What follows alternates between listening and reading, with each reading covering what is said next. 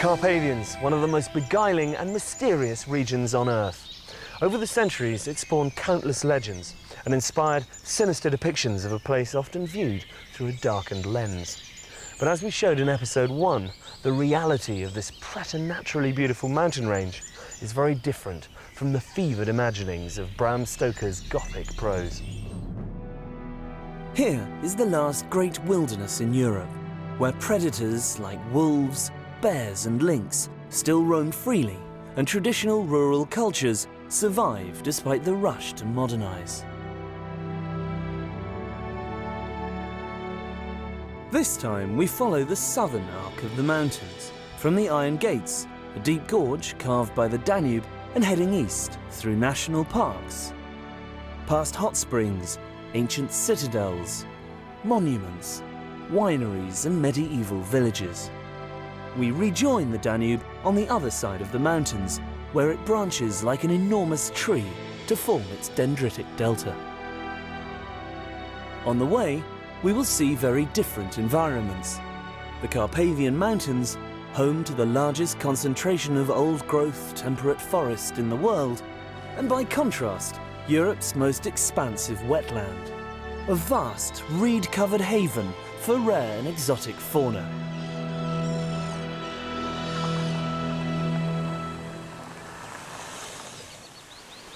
The Carpathian Highlands are a catchment zone for hundreds of water systems that flow inexorably into the Danube, like the Cherna River, which converges just below the Iron Gates. As with much of Rowmania, this is an area rich in history. In this place, Roman Emperor Trajan built the first bridge across the lower Danube, enabling the deployment of troops for the war against Defile, king of the native Dacian tribes, whose depiction you can see carved 40 meters high into the cliffs at Orshava. On their march towards the Dacian capital Sarmisegetusa, the Romans discovered a utopian valley, where hot water flowed steaming from the hillsides. Here they built opulent baths and founded the town of Herculani, which grew to become one of the world's most famous spa resorts. But since its heyday in the mid-1700s, Herculani has fallen into decay. Only now have its fortunes begun to recover, with a new 5-star hotel about to open and a raft of other projects in the pipeline. The old town is constructed around springs, which possess differing mineral properties, believed to cure a variety of maladies. For instance, there's one for the eyes, another for intestinal complaints. It was in the 1730s, during the time of the Great Habsburg Empire, that Herculani rose to prominence.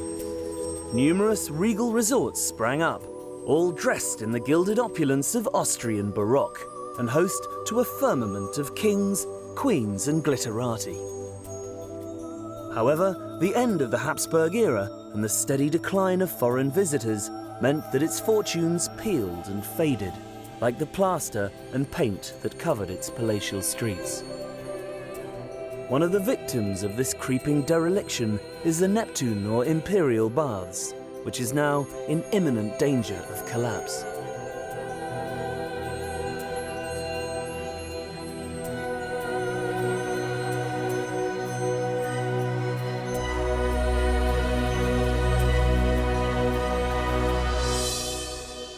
It's an absolute tragedy when you think that this used to be arguably the grandest spa resort in Europe. Now look at it. It's also an example of why privatization doesn't always work with an emerging economy, because under the communists this was maintained meticulously. It was spotless, and when Ceausescu was deposed, it fell into decay and disrepair. It was even sold to private companies several times, but they didn't have the funds to restore it, so it's now gone back into the hands of local government. But until they can come up with the money, it's going to continue to sit here and rot. An edifice less likely to collapse anytime soon is this concrete leviathan, a communist-era construction that, like a Russian doll, hides deep in its belly a priceless treasure: the original Roman spa. A building within a building, These baths are almost unchanged from the days when legionaries and centurions alike immersed themselves in their healing waters. The fame of the springs was such that it spawned a legend from which the town took its name. Bile Herculani, or the Baths of Hercules, was alleged to be the place where the son of Zeus stopped to freshen up before heading off to tackle the Hydra. A fight so monumental that the serpent's death throes wrung great gouges from the bedrock, the evidence of which you can still see an hour's drive further upstream.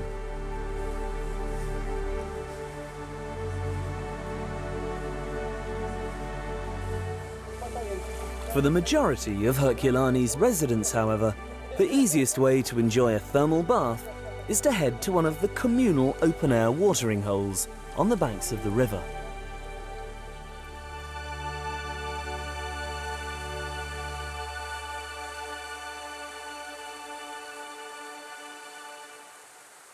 The surrounding hill country above Herculani is wild and solitary. With high rainfall and a filigree of streams, the local people still harness the power of water to help with the daily grind.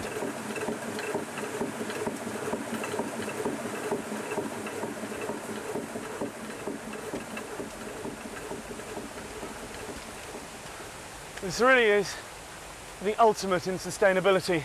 Serena brings her grain up here by cart.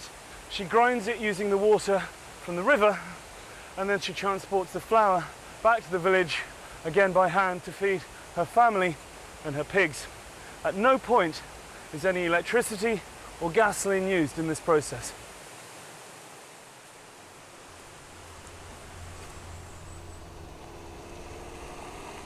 Being such an isolated area, communities still retain strong ties, and summer evenings are devoted to the serious business of nuptial revelry.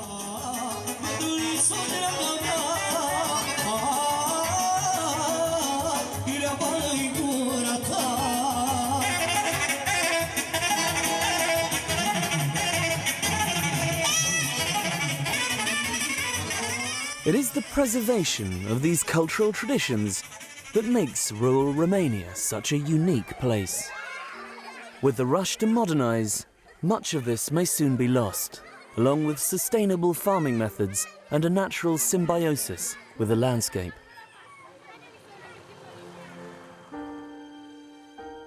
The Carpathian foothills northeast of Herculani provide an ideal climate for the renaissance of an industry that was banned by the Dacians because of its detrimental effect on discipline, namely viticulture.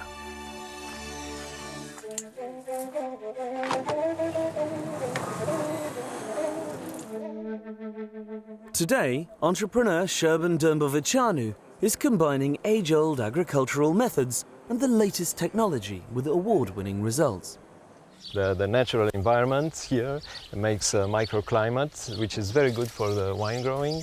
So the forest contributes to the flavour of the grapes? Yes, exactly. Our vineyards are surrounded by very old natural forest, so this microclimate helps a lot in getting a very original taste. When we took over this place, we found only ruins after the communists, and we had to start again from zero. So we replanted again everything, and we renovated the cellars. In fact, at the beginning I was thinking this activity more like for a hobby, but there is a lot of hard work, and now it's taking all of my time. And of course it provides employment for lots of the local people. Yes, and this also brings me satisfaction to see those people having a job, and which gives them life back. And I see their children who like this, and maybe, who knows, they will start studying enology, because what we do here, we do for generations. And what are your plans for the future? We want to extend our cellars, and we plan to build guest rooms and also a new tasting room. It's very good for us to show to our customers how we grow the grapes, how we do the wines, and we want also to offer people, besides the visit of the vineyard and of the cellar, we want to visit the surroundings, which are very nice in the Carpathians. They are beautiful places to visit. Heading across the southern arc of the Carpathians, we reach another spa town, where for years people have been harnessing the hot springs, not just for bathing, but to provide energy. Calimanesti is a community edging ever closer to the ultimate goal of living entirely off the grid. An unlikely example of this is the venerable Cozia Monastery. Beneath its serene, picturesque exterior lurks an innovative heart that pumps and processes geothermal water to produce electricity and heat. Zona este cunoscută de acum 2000 de ani, când romanii au venit și au lăsat castul roman în partea stângă a Oltului, care de fapt au găsit acolo, este la interferența Ardealului și cu țara românească, și acolo existau acele bărzi de sulf, de apă geotermală, dar care era la suprafață. Și într-adevăr și ei foloseau, după care locul acela a rămas până 80, când s-a construit barajul, care de fapt așa a acoperit apa respectivă, iar asupra izvoarelor minerale, cum se zic, acele curative, și-au pierdut din eficacitatea care a fost originală ea dinainte până a fi cursul râului normal. Iar pe cealaltă linie este energia electrică, care este binevenită.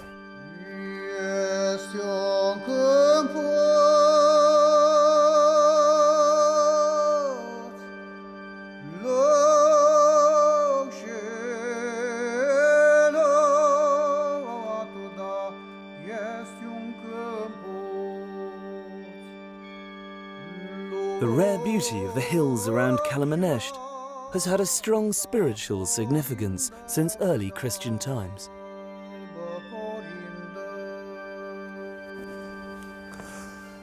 It's amazing to think that for hundreds of years before the monasteries sprung up in this area, monks were coming to these grottos to meditate, to contemplate, and to live, eat, sleep, and spend their days communing with God in total isolation.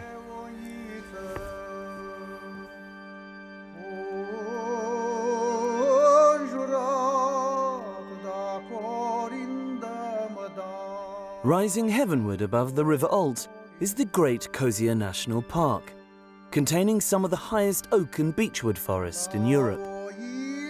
Although Romania's old-growth hardwood areas are particularly vulnerable to illegal logging, thanks to successful management and the vigilance of park wardens, this mountainside stands a good chance of remaining intact.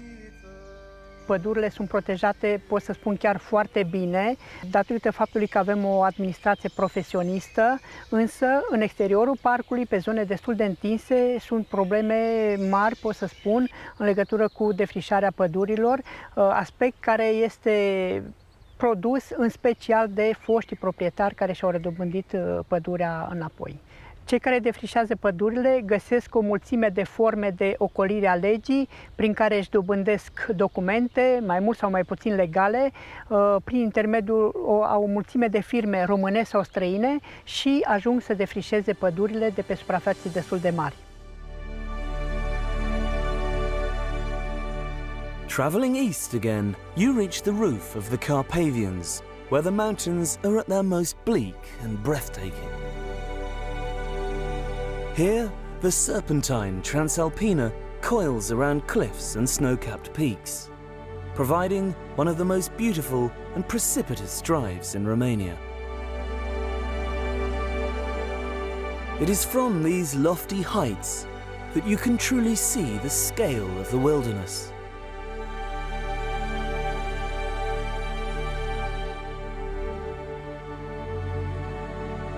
This sea of green that stretches to the horizon contains Europe's last great expanse of pristine forest. Sadly, you can also see the extent of its ongoing destruction. Below the tree line, much of the forest has already been lost, in large part due to the restitution of land to private individuals who then harvest the wood or sell on the logging rights. I am on my way to meet one of the most outspoken of these landowners, a well-known figure who works tirelessly to address this and many other social problems. Princess Margarita of Romania. Restitution and private property, for me anyway, this is where I'm coming from, is absolutely essential to a modern democratic state. But Having said that, I think that the restitution process was badly done. First of all, it was done in dribs and drabs. It was done in a chaotic manner, and it's led to chaos, just what you're talking about, the deforestation, corruption, selling of wood on the black market, illegal logging. If people can get away with wreaking absolute havoc, then they're going to keep doing it. First of all, you need a good legislative framework, you need a good body to enforce that, and then you need sanctions and incentives. Obviously, you're not going to just punish people, it's ridiculous. And there are quite good laws, but they're not respected and they're not enforced. This has to be done if we want to get anywhere. But it's also to do with attitudes and education. Unless people are really educated to respect nature, and I think a lot of our children do have that respect. If you don't have respect for one another, you don't have respect for nature or for the elderly people who've been very, very badly treated here. Once you're over 50, you're finished. I mean, it's just go out to pasture. So my foundation is linking the old and the very young in all sorts of activities together, and they're learning from each other and they both value each other. And I think this is a vital importance. And a lot of people said to me, you can't raise money for your foundation because old people are not sexy. But in fact, the amount of knowledge that the children get from them are extraordinary. And there's a huge spark of energy that comes out of that connection between the generations. Do you think it's possible for people living on the edges of the forest to have a sustainable livelihood from the forest itself? Yes, I do. If you set in place a proper policy and proper rules and regulations that people who can work from crafts, from cultural tourism, agro-tourism, etc., this is something that can definitely allow people to make a living out of their land. And it has to be done because forests in Romania should be a strategic development point in the whole of Romania. It's not something that can be used up, because once it's used up, it's gone. It could be the best brand Romania has. There's no choice. Either you do it or it's the end of everything. And it's absolutely vital to the future of Romania. One area that is thankfully now protected from hunting and logging is the Bucegi National Park, a short drive from Brasov.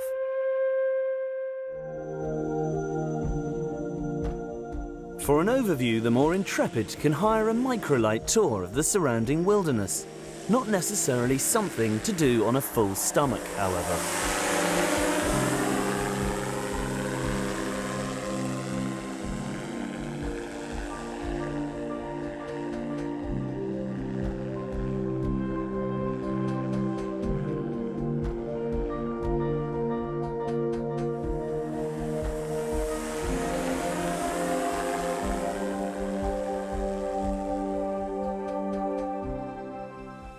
But for full immersion, the only way to properly appreciate this vertiginous paradise is to pull on your walking boots and head out on one of the many trails that crisscross its rugged slopes.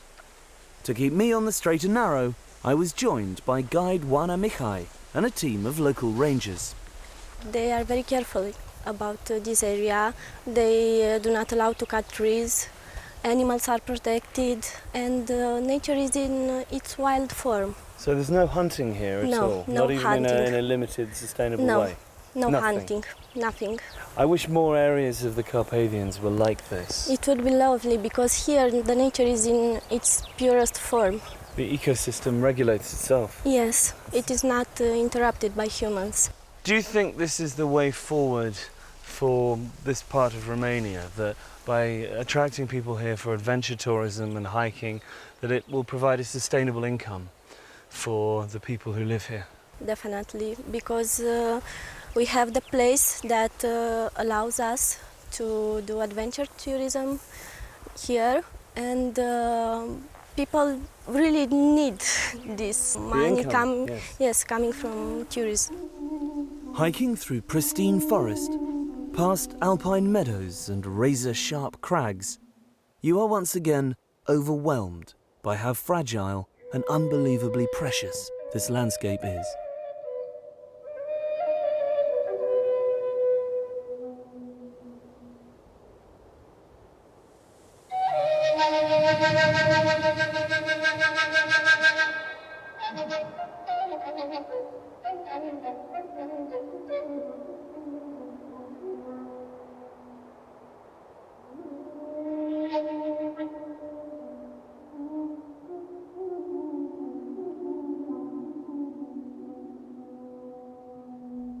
The main base for exploring Bucegi is Bran, which is dominated by an impressive Gothic castle.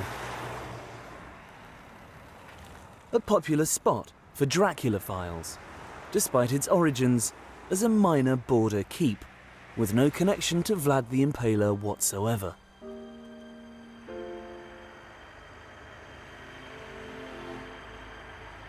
Bran is a good example of a historic town at risk of being spoiled by a tsunami of incongruous development.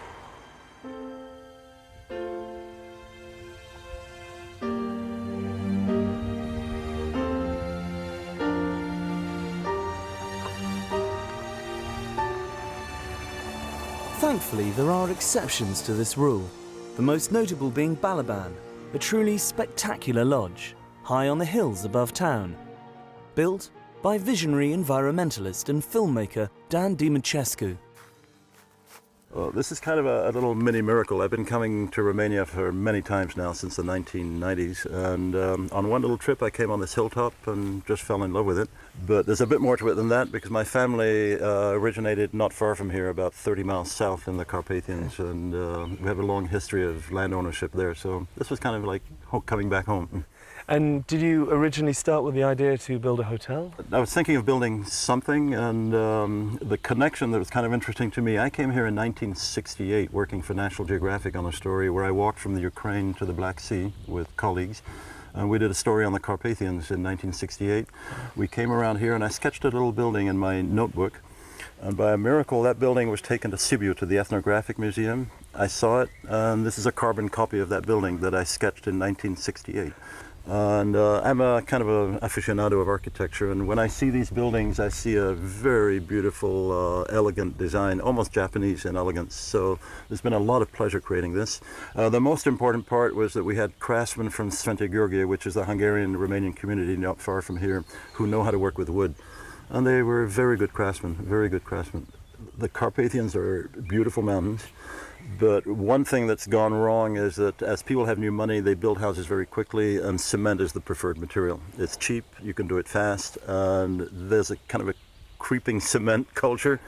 And it's been very difficult, at least with Romanian friends, to persuade them that peasant or local architecture is the right way to go, that it can be modernized. Because there's still that memory of ancient peasant homes with the animals and the smells and all of that. So I think we're, right now in these years, we're beginning to see the bit of a shift where Romanians are realizing that there's something pleasant about this, and that the modern concrete building may not be the most comfortable environment. It's places like Balaban that are at the forefront of cultural tourism in Romania and represent one of its best hopes for the future. The capital of this area is Brașov, a vibrant city with great cafes and restaurants, beautiful churches, and a dramatic, if slightly derivative, backdrop.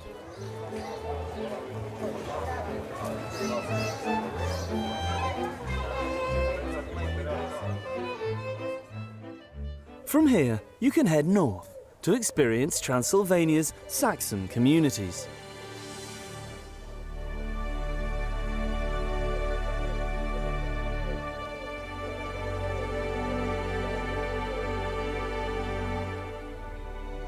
The chief of these is Sighisoara, one of the country's most visited attractions and the alleged birthplace of Vlad Tepes. Founded during the 12th century, Sighisoara is widely regarded as among the best preserved medieval citadels in Europe, and one that has never been conquered. Fed by its own wells and enclosed with gigantic walled towers, these ancient houses, churches, and cobbled streets remain locked in time. Each of its 14 towers were built and maintained by a guild. Among the most striking is the clock tower, which controlled the central gate and stored the city's treasures. Today, 9 of these towers are still standing, and one charity is working to repair and preserve them by returning them to the crafts and guilds responsible for their construction. The Mihai Eminescu Trust is an organization that works to preserve the cultural heritage and the identity of the villages in Transylvania mainly. I'm talking mostly about the former Saxon villages.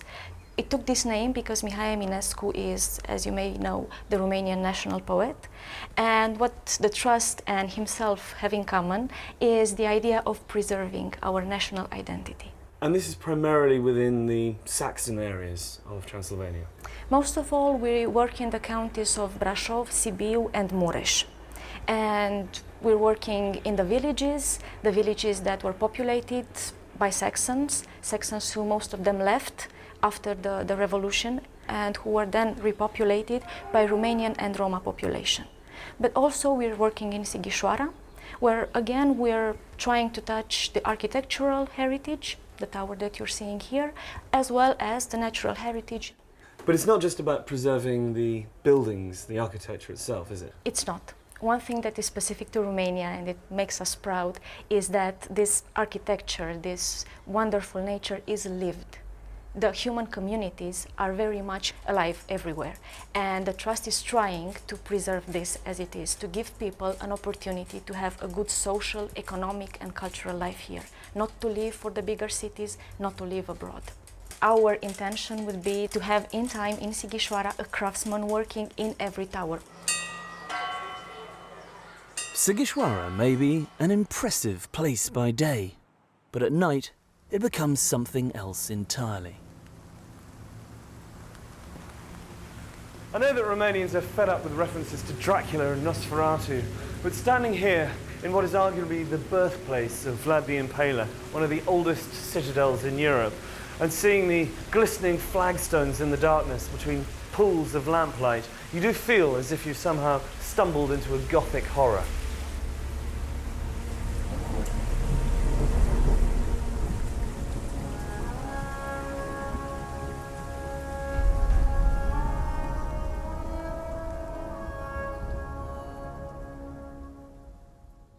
As we continue our journey towards the coast, the mountains give way to lush pasture and rich agricultural land, once again ideal for Romania's burgeoning wine industry. Further southeast, the foothills melt away completely, and one increasingly encounters a different kind of wilderness.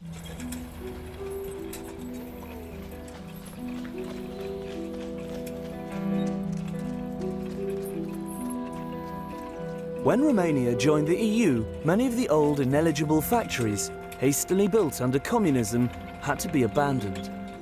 Today, they are slowly rusting and crumbling back into the ground, providing an unlikely haven for wildlife. Here in Calimanesti, the old steelworks serve as a backdrop to what has become a vibrant wetland and a sanctuary for birds.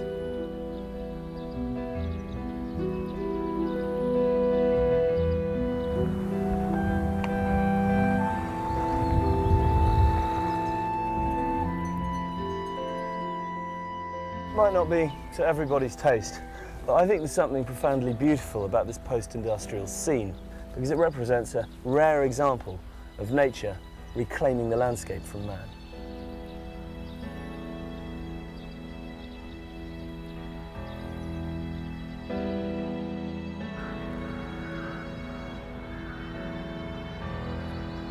The water that flows out of the Calimanesti lakes continues a short distance to merge with the Danube.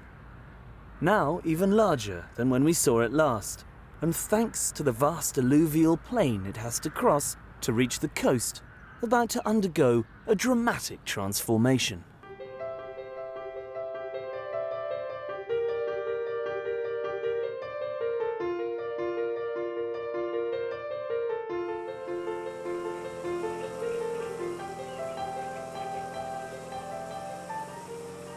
As it nears the sea, the Danube divides into a labyrinth of channels, a vast reserve designated by UNESCO as a World Heritage Site.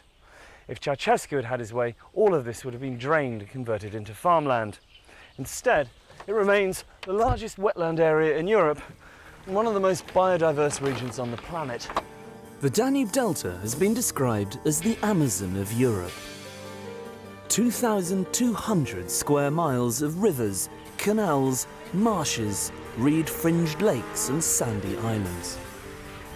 This uliginous Eden harbours over 300 species of bird, and 45 different types of freshwater fish, providing a critical habitat for many endangered animals and plants.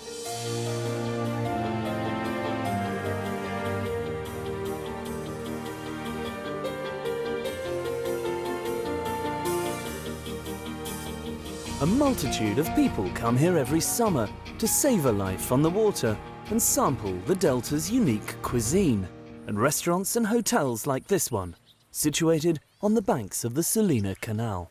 Gabby, this is all traditional local food from the Danube Delta, yeah? Yeah, sure. The name is Chorba of Storchak, of som. This is a som. This is a very expensive fish here. Fish? Yeah. The som means sleepy fish, yes? Sleepy fish, yes. Okay. So it's very lazy. To translate, yes. Yeah, it's very, very Yeah. lazy, yeah. It's very important, traditional Chorba, to have a lot of fish. This much. And now to see another fish, this is carp. You see, this is a sport fish in England. Yeah. You don't eat carp. But in Romanian, it's very good fish to eat, yeah? Why did you decide to come to the Delta? Because it's wonderful here. This is paradise here. The heat is very... The food is amazing. Yes. Absolutely.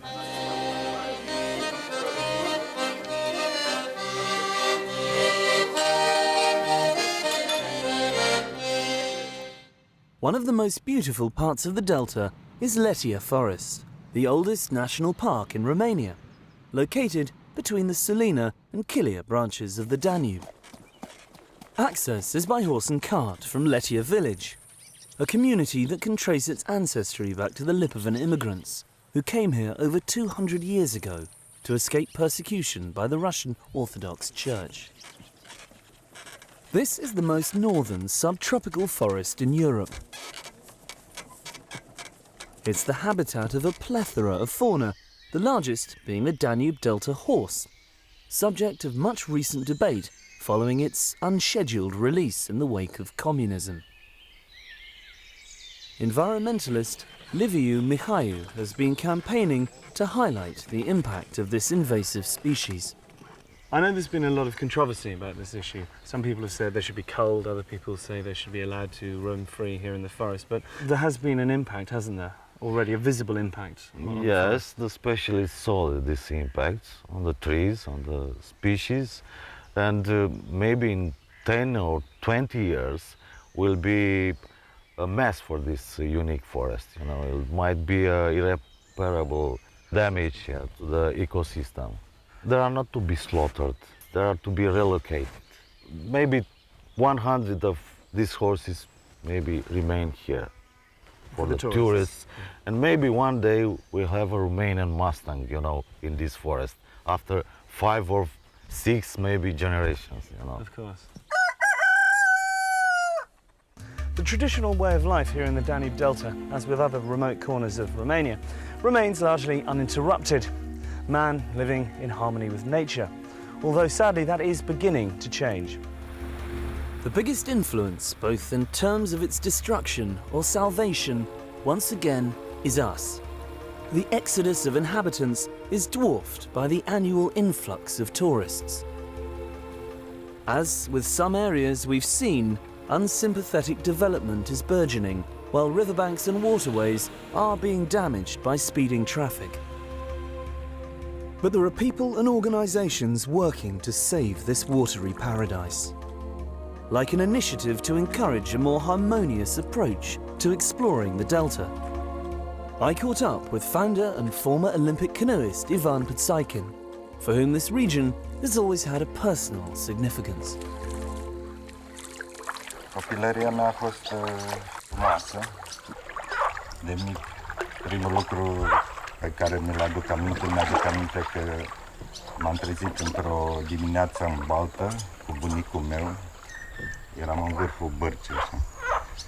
Și asta mi-a rămas foarte plăcut, impresionant. Școală, îmi plăcea la școală să merg, pentru că de foarte multe ori la școală trebuia să mă deplasez cu barca. Toate lucrurile astea erau pentru mine normale, iar nicio clipă nu m-am gândit că voi ajunge și în sport. So now you've moved back here And you're involved in various projects. What are you doing? Este proiectul Rowmania care promovează un turism lent, care promovează tradițiile și cultura din zonă, și protejează și natura. Așteptăm și turiști care să respecte această frumusețe de. Toro, you're working with Ivan on this, yes? Yes, and it's a great honor for me. One of the targets of our project is to bring tourists which is interested about what the nature and the local people can offer without any special investment. And this is the reason why Ivan and me, we are not trying just to promote the ecotourism. We are also trying to build partnership with associations which can bring know-how. And I think if we put on the same level the need of infrastructure with the need of protecting nature, and we will invest the same amount of energy, money and pride in this, I think we can solve this problem.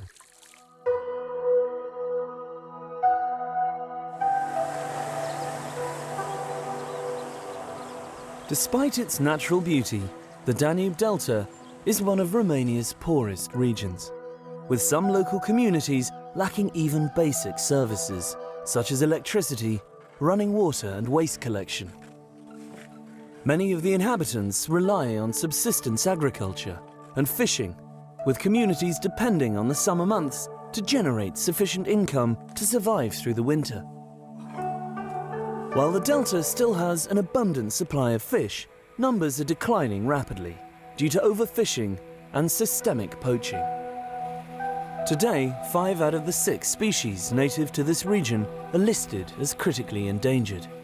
Standing between them and extinction is the last line of defense, the people whose job it is to protect this fragile ecosystem. This is Fiorel and Vasily. They're part of the Delta police team. Their job is to come out here at night and try to catch the poachers, which is not an easy task, particularly as they're understaffed and they lack a decent budget to be able to do it. As dawn breaks, we join one of the other teams out on patrol. Tensions are high as news comes through of a potential sighting.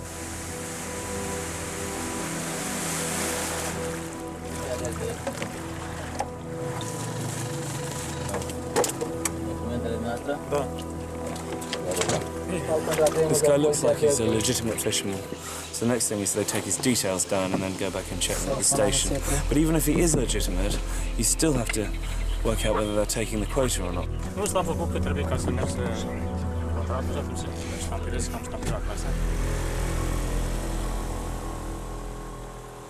Toată lupta niciodată nu o să câștigăm, pentru că apar din generație în generație. Peștele e o sursă de venit și dintotdeauna a fost un mijloc de îmbogățire rapidă, așa cum.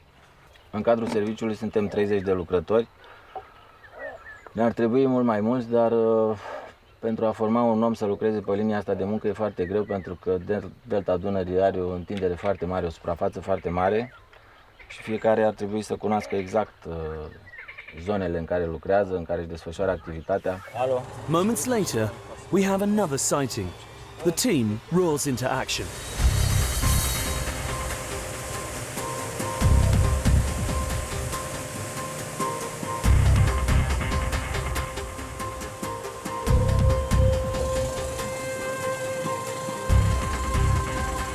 We could hear the distant hum of an engine, but it was proving difficult to pinpoint its location. With hundreds of square miles of overgrown waterways, this can be mission impossible. Why do you think that guy got away? Apa mică, vegetația deasă, au bărcuțe mai mici. În general, mai la fiecare acțiune venim cu rezultate. One of the greatest challenges is that the police are still seen by many as the bad guys. Being a tight-knit community, everyone talks to each other, so the moment they hear a patrol, they pick up the phone and tip off their friends. Cea mai mare problemă pentru noi chestia asta, pentru că inclusiv pescari autorizați, cu toate că braconierii le iau peștele de la gură, să zic așa, cu toate astea nu ne ajută prea mult, din contră chiar îi anunță de câte ori ieșim în teren și unde suntem. Cred eu ar fi indicat să interzică pescuitul în delta Dunării o perioadă de timp ca să rupă acest lanț, pentru că fenomenul ăsta să merge de la o generație la alta și pentru că în delta nu prea sunt alte surse de venit, toată lumea recurge la pescuit și, bineînțeles, la braconaj. There must be some element of risk to what you do. I mean, it's a dangerous job at times, isn't it? Da, este destul de periculos. Am avut situații când am fost atacați în timp ce adunam sculele braconierilor, dar ne-am făcut datoria și nu ne-am lăsat. N-am dat înapoi și braconierii trebuie să înțeleagă chestia asta, că nu o să dăm niciodată înapoi. Tourism is now providing an alternative livelihood for many inhabitants of the Delta. And encouragingly, more environmentally conscious hotels are springing up amongst the reeds. I spoke to the founder of one of the first. Julie, how long have you been living here in the area? Yeah, I started for 10 years ago, walking and travel around the area, the Broja country, and I get an inspiration from the peasants' houses. And I like to continue the traditions, you know. I build the houses and the walls is the yellow clay, and of course with the roofs, the reeds roof, you know. What I find constantly surprising is that despite the fact this is quite an inhospitable landscape at times, there is such a rich convergence of history here. You know, the first one was the Greeks, we have the Romans, after that the Turks, and if you look there to the right side, you know, the road, you know, the road is the Silk Road. The Silk Road to Krakow and to Lviv, which was a very important cities. Getting out on the water and seeing the wildlife may be one of the chief reasons for visiting the Delta, but the cultural landscape is equally compelling. Like the medieval villages of the Carpathians, the traditional way of life has endured here, unchanged for hundreds of years. I love the fact the boats are so old and well maintained. I mean, you can see that one's been patched up there. Those boats are typical fishermen's boats, lipovans, the Russian fishermen, you know. And how you see, you know, they put two boats together, you know, when they take the nets off from the water, you know, it's looking like a real catamaran. Yeah, they stabilise them. Very stabilised. Clearly they can't do this all year round, because looking at the amount of fish they're pulling out, if they did that every day, there wouldn't be any fish left in the lake. I mean, how long does the fishing season last? It's a special situation with this lake. It's called a Babadag Lake. The fishing season is all year season. The guys from here have a special fish farm for the small fishes, you know. So they're constantly restocking the lake with young fish. Yes. How often do these guys come out here? They are coming daily, except on Sunday. They start rather early in the morning, 3:30, 4 o'clock. They already get a breakfast around 6 o'clock, you know, and around 10 o'clock they have a fisherman soup. It's been their lunchtime. And they make that out here? Yeah, they make it in their boats. It's an old tradition. Bon appetit, Charlie. Yes. Oh, that's sensational. Yeah. I tell you what, I know they eat this every day, 365 days a year, but I wouldn't get tired of it. It's pretty good, isn't it? Yeah. Well, they're really strong and slim guys, you know. You can see it. Yeah, absolutely. I think the taste, you know, is the water lake, you know. Well, there's so many fish in this lake, it seems that the water is probably like a natural fish stock anyway. Yeah. So, not so sure about the brandy, but Not the would brandy. they be having brandy at this time of the morning? You know, they start to have a brandy very early in the morning and very late in the night time, you know. Well, of course, they're Russian, that is typical Russian tradition, you know, to enjoy the vodka. You know.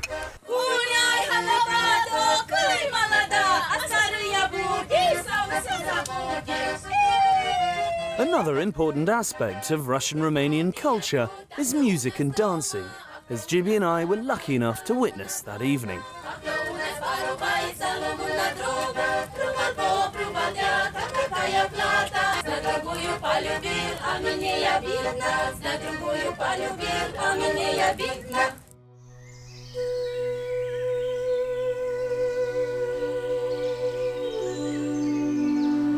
As the Delta finally merges with the Black Sea, this part of our journey comes to a close. Over the last hour, we have seen many contrasting environments, all of which are fragile, stunning, and irreplaceable.